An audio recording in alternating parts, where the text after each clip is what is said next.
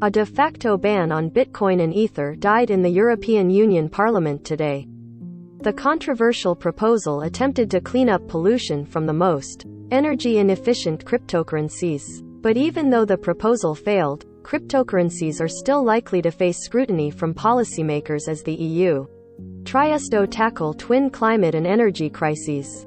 Getting rid of their pollution has become a global game of whack-a-mole since China banned cryptocurrencies last year. The EU Parliament's Committee on Economic and Monetary Affairs voted on Monday to move forward with a legislative framework for regulating digital assets. In the process, it decided to drop a proposed rule in the framework that would have prohibited people in the EU from using an energy-hungry process to generate cryptocurrencies, including Bitcoin. A global game of whack-a-mole. Cryptocurrencies like Bitcoin and Ether have stirred up alarm over how much electricity they require, and the amount of planet-heating greenhouse gas emissions they generate as a result. The European Union is already grappling with an energy crisis that sent electricity rates soaring over the past year, and has become even more complex as the bloc tries to wean itself off gas supplies from Russia. The Bitcoin network uses more electricity in a year than Norway, and would rank 27th in the world for its annual electricity use if it was a country itself. Most of that electricity is used in a deliberately energy-inefficient process for verifying transactions called proof of work. To earn new tokens in verified transactions, Bitcoin miners use special computers to solve complex puzzles. Those puzzles, which are increasingly hard to solve, essentially bake energy inefficiency into the blockchain. Since it's the puzzle solving that burns through so much energy, that's what the EU Parliament considered banning.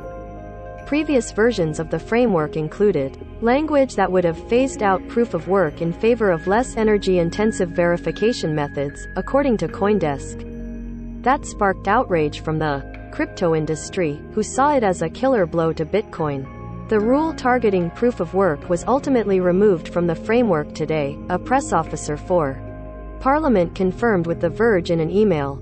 Instead, it asked the European Commission to weigh in separately on the environmental impact of cryptocurrency meninges as it works to define what can be classified as a sustainable investment. The crypto industry has been trying to solve its environmental problem for a long time. For years, the Ethereum network has planned, and delayed, a move from proof of work to a different process called proof of stake that nixes puzzle solving. Proof of stake uses a lot less energy, and is considered more environmentally friendly. Such a move would solve the energy efficiency problem for Bitcoin, too.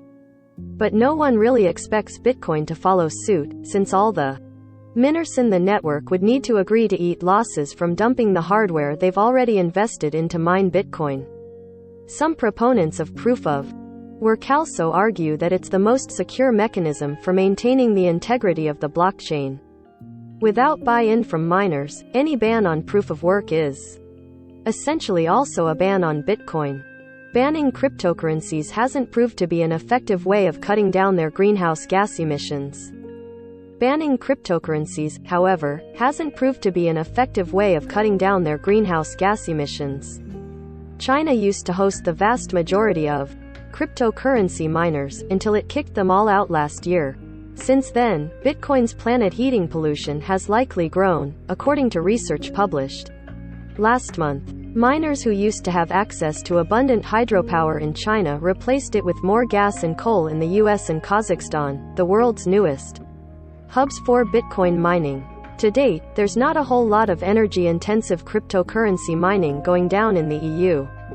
Ireland and Germany have the most, with just under 5% each of the world's share of Bitcoin mining, according to the Cambridge Centre for Alternative Finance.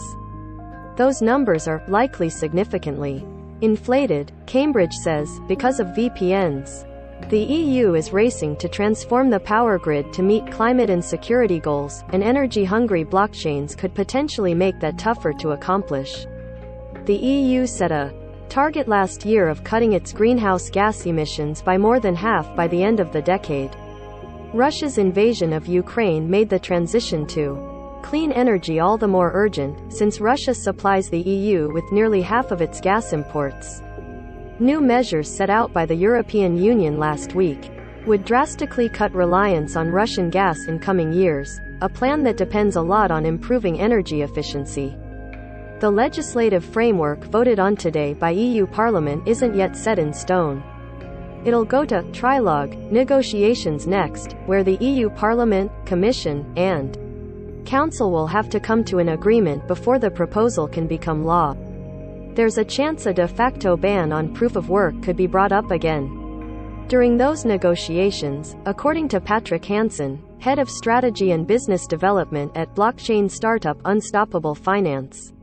Members of the European Parliament today also asked the European Commission to consider where cryptocurrencies running on proof of work fit as it develops its guidelines for sustainable investments.